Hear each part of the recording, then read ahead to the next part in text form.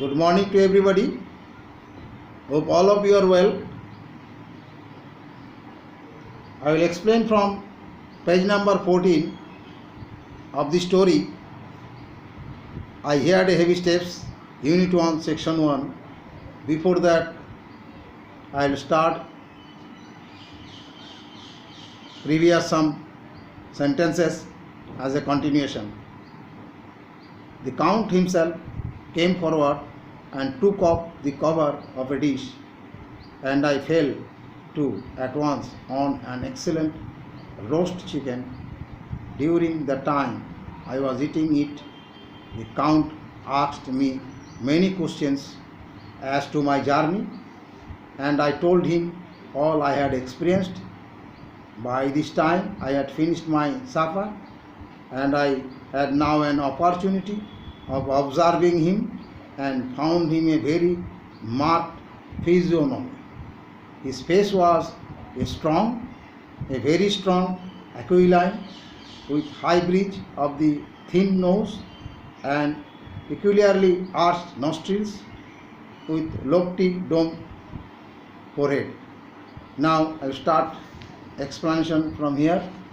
And here, growing scantily around the temples, but profusely elsewhere.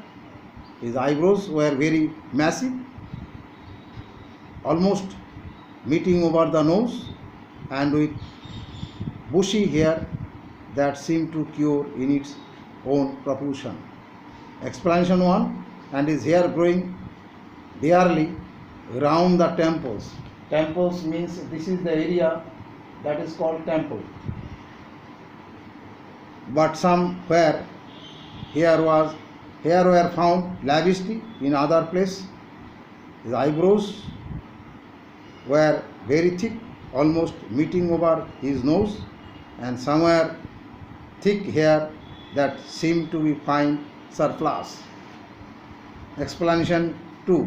And his hair growing hardly round the temples area, but somewhere hair were found excessively. His eyebrow were large, the same meeting over his nose, and somewhere fluffy hair that seemed to find excess. Explanation 3. And his hair growing scarcely round the temples area, but somewhere the hair was found extensively in other place. The eyebrows thick and large, which meeting over his nose, and with fuzzy hair that seemed to be fine in its own place.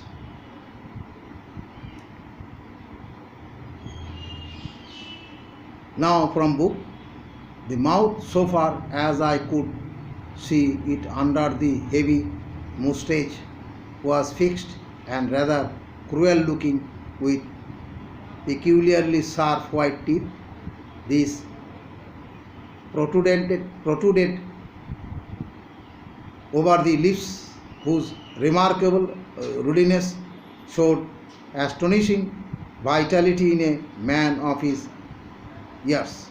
The mouth of the Count, as per the narrator could see it under the heavy moustache, was attached and preferably cruel looking, with peculiarly edged with teeth.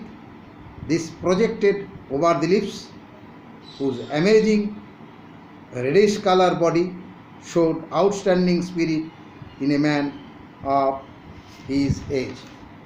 Explanation 2. As per the observation of the narrator, the mouth of the Count could notice it under the heavy moustache was secured and moderately cruel looking, with peculiarly sharpened white teeth hanged out over the lips, whose exceptional healthy red color body showed incredible in man in his age. Explanation 3. As per the narrator's observation, the mouth of the count could watch it under the heavy moustache was affixed and relatively cruel looking, with peculiarly sharp-edged white teeth sticked out over the lips, whose outstanding, healthy, reading body showed startling intensively in man in this age. Explanation now from the book. For the rest, his ears were pale and at the tops extremely pointed. The chin was broad and strong, and the cheeks firm through chin. Explanation 1. As per the narrator, for the rest of his appearance as follows. Number 1.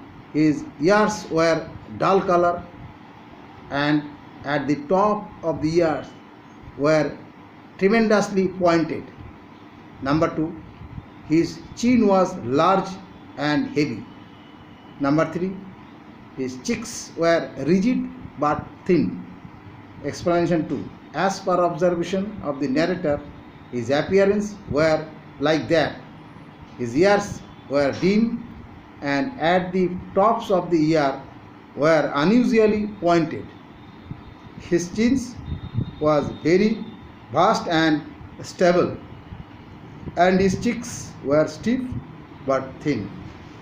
Explanation 3. The narrator observed his appearance, the rest of his body. His ears were light colored and the tops of the ears were terribly pointed. His chin was deep and active. His cheeks were hard but thin. Now from book. The general effect was one of extraordinary pallor. Explanation 1. The common conclusion was one of incredible pale and unhealthy. Explanation 2. The extreme outcome was one of exceptional pallidity. Explanation 3. The universal result was one of remarkable colorlessness. Now from book. Hitherto I had noticed the backs of his hands as they lay on his knees in the firelight, and they had seemed rather white and fine.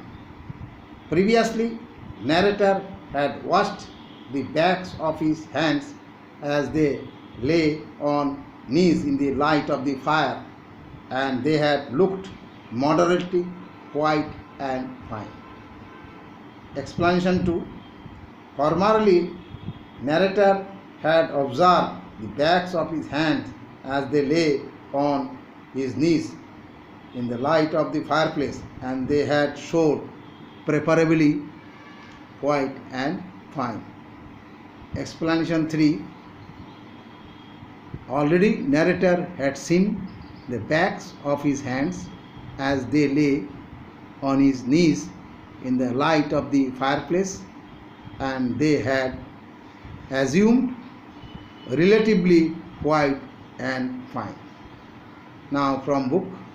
But seeing them now close to me, I could not but notice that they were rather coarse, broad, white, squat fingers. Explanation 1. But watching the hands of Count now close to the narrator, he could only notice that they were preferably rough, broad, with short fingers. Explanation 2. But observing the hands of the Count now, which were close to the narrator, he could only see that they were moderately rough, white, with small fingers. Explanation 3. But seeing the hands of the Count now close to the narrator, he could only see that they were relatively rough, breathed with short and stocky fingers. That is the end of first lecture.